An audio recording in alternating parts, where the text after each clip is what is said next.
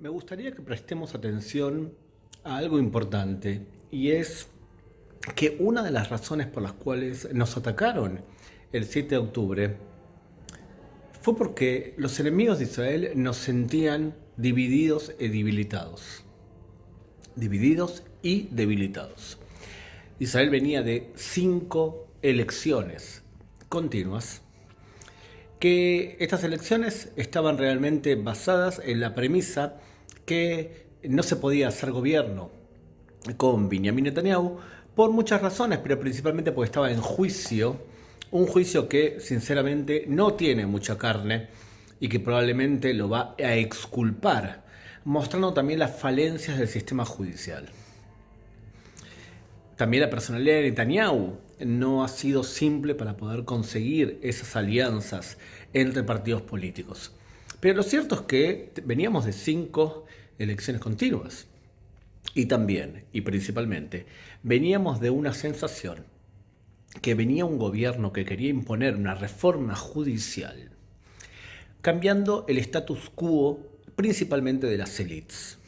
Una reforma judicial ejecutada y presentada de manera muy torpe, ya que no se puede corregir un abuso judicial de 35 años en 5 minutos, sino que hay que explicar el abuso, hay que conseguir consenso para el abuso y hay que lograr que fuerzas políticas no hagan lo que ocurrió, y es presentar esta reforma como el fin de la democracia.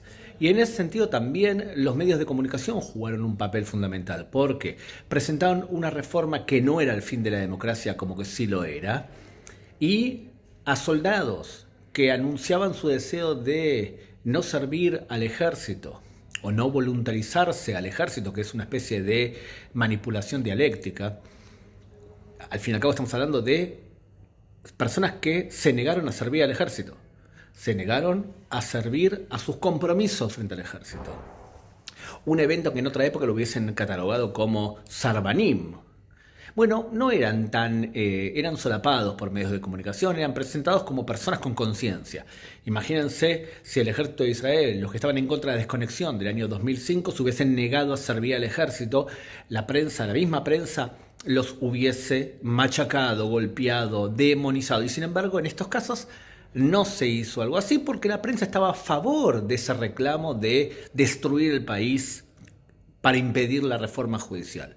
Una forma también de intentar proteger los intereses de esa élite, que de hecho tiene mucho poder en Israel. Una irresponsabilidad de los medios de comunicación y en muchos casos también responsabilidades de medios de comunicación incluso de habla hispana. Específicamente los medios de comunicación mexicanos no se subieron a ese carro, sino que presentaron las dos posturas como posibles, ¿está bien?